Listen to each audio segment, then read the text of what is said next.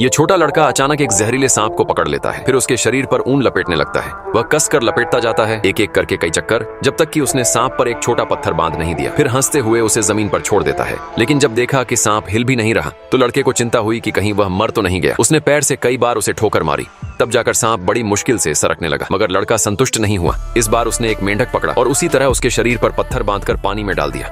हालांकि पत्थर मेंढक से भारी था, लेकिन पानी की मदद से वह 2-3 बार हाथ पांव मारकर तैर गया। लेकिन छोटे जानवरों को सताने का यह आनंद लड़के को और भी क्रूर बनाता गया। उसने एक छोटी मछली पकड़ी और एक और बड़ा पत्थर बांधा। भारीपन की वजह से मछली वहीं फंस गई और छटपटाने लगी। छोटा सन्यासी लड़का दरअसल एक छोटा भिक्षु था। अब जाकर संतुष्ट हुआ, पर यह सब पीछे से उसके गुरु ने देख लिया। रात में जब छोटा सन्यासी सो गया तो गुरु ने एक बड़ा पत्थर उठाकर रस्सी से उसकी पीठ पर कसकर बांध दिया। अगली सुबह जब वह जागा तो पत्थर के बोझ से बेहाल हो गया। उसने गुरु से दया की भीख मांगी। गुरु ने कहा, अगर तुम चाहते हो कि यह पत्थर हटे तो तुम्हें वे सभी जानवर ढूंढकर मुक्त करने होंगे जिन्हें तुमने बांधा था। अगर कोई मर चुका हो तो यह पत्थर हमेशा तुम्हारे साथ रहेगा। डरे सहमे छोटे सन्यासी ने पत्थर घसीटते हुए यात्रा शुरू की।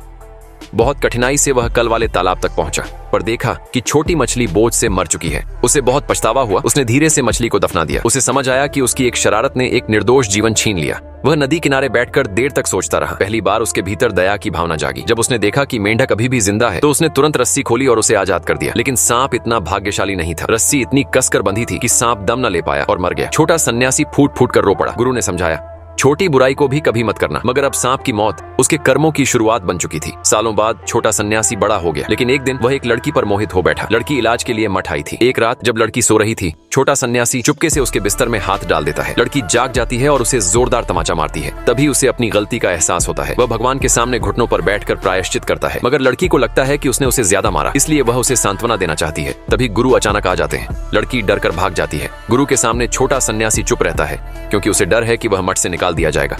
वह लकड़ी का मंजीरा बजाता है और भगवान से क्षमा मांगता है, लेकिन अपने मन पर काबू नहीं रख पाता। वह चोरी चोरी लड़की के पीछे पीछे जाता है, सिर्फ उसे एक नजर देखने के लिए। लड़की उसके लिए किसी जहरीले सांप जैसी थी। एक नशीली नजर से ही उसका दिल डगमगा जाता। आखिर एक रात जब गुरु सो रहे थे, दोनों ने संबंध बना लिया, पर गुरु ने उन्हें पकड़ लिया। क्रोधित होकर गुरु ने एक बड़ी मुर्गी से उनकी नाव किनारे खींची और उन्हें वहीं छोड़ दिया।